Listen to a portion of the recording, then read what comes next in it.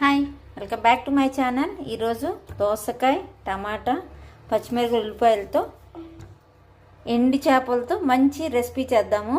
మీకు ఎంతమందికి ఎండి చేపలు అంటే ఇష్టమో నాకు కామెంట్ ద్వారా చెప్పండి. ఎండి చేపలు కూడా క్లీన్ చేయటం కూడా చూపిస్తాను. ఓకేనా? ఇవి కట్ చేసేసుకొని మనం కూర రెడీ చేసేస్తాం. ఇవ్వండి ఎండి చేపలు ఎట్లా క్లీన్ చేసుకోవాలో చూడండి. కొంచెం గోరువెచ్చటి నీళ్ళు ముందు పోసేసుకోవాలి. కొంచెం నీళ్ళలో ఇట్లా ఉన్నాయండి. కూసేపు అన్నీ మునగాలి. కొంచెంసేపు ఉంచి తర్వాత కథమ నీళ్ళు పోసి బాగా చేత్తో రబ్ చేస్తే మొత్తం పులుసు మొత్తం వచ్చేస్తుందండి. అది కూడా చూపిస్తాం మీకు. ఇవ్వండి మిగిలిన నీళ్ళు కూడా పోసేసుకోవాలి.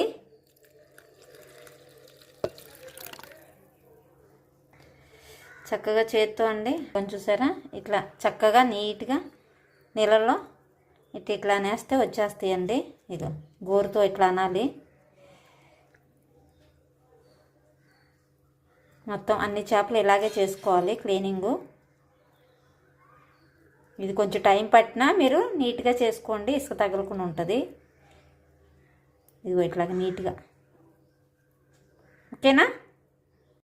ఇవిగోండి దోసకాయ ముక్కలు చక్కగా చిన్న పీసెస్ కింద కట్ చేసేసుకున్నా, ఎందుకంటే తొందరగా ఉడికిపోద్దని.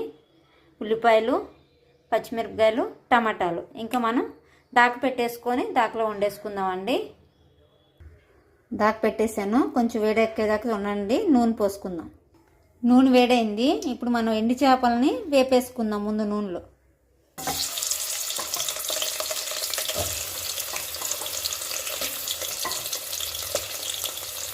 వేపేసుకుంటాం వల్ల ముక్క ఇరక్కుండా ఉంటుందండి. చక్కగా కొంచెం దూరగా వేపుకోండి. చక్కటి కమ్మటి వాసన వస్తుందండి ఎండి చేపలు. ఇంక తీసేసుకుందాము. ఇదే నూనెలో ఫస్ట్ పచ్చిమిరపకాయలు వేసేసుకుందాం, తర్వాత ఉల్లిపాయలు వేసేసుకుందాం.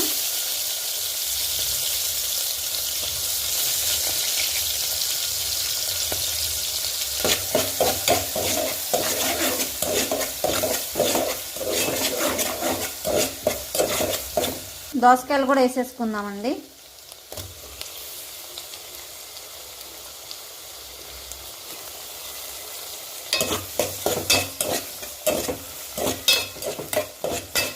చిన్ని వంట అండి, మేము ఇద్దరమే ఉంటాము, అందుకని చిన్న వంటే చేసుకుంటాం మేము.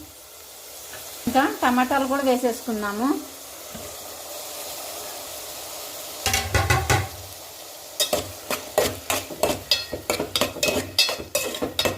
కానీ దోసకాయలో నీరు ఉంటుంది కదండి, అదే కొంచెం కూర వచ్చేదాకా ఉంచాలి. ఇప్పుడు మనం పసుపును, ఉప్పు, కారం కూడా వేసేసుకుందాం కొంచెం మగ్గనిచ్చి.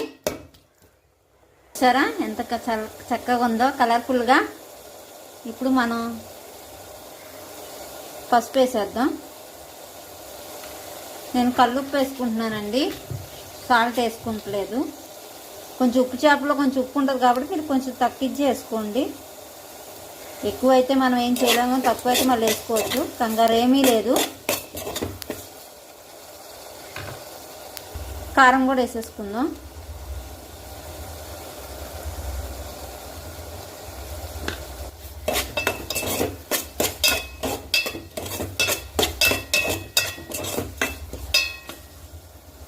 చూసారా కొంచెం సిమ్లో పెట్టేసి మగ్గనిచ్చేసుకుందాం. ఎండు చేపలు కూడా వేసేసుకుందాము.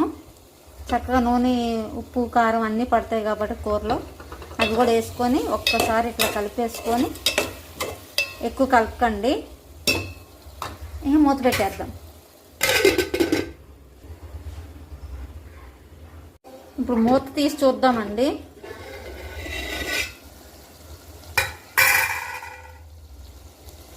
కొంచెం వాటర్ పోసేసుకుందాం.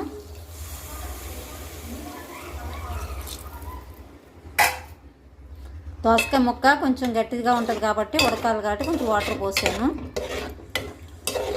ఇప్పుడు కొంచెం హైలో పెట్టుకుందాం. ఇప్పుడు కూర తీసి చూద్దాము. చూసారా దగ్గర పడింది, బాగా మంచి స్మెల్ వస్తుంది.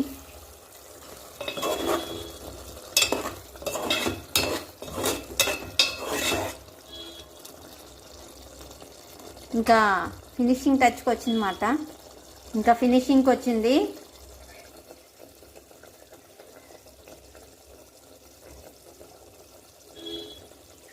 చూసారా ఎమ్మీగా కలర్ఫుల్గా ఉంది. మంచి ఎండు చేపల దోసకాయ తింటే మీకు ఎంతమందికి ఇష్టమో కామెంట్ ద్వారా చెప్పండి.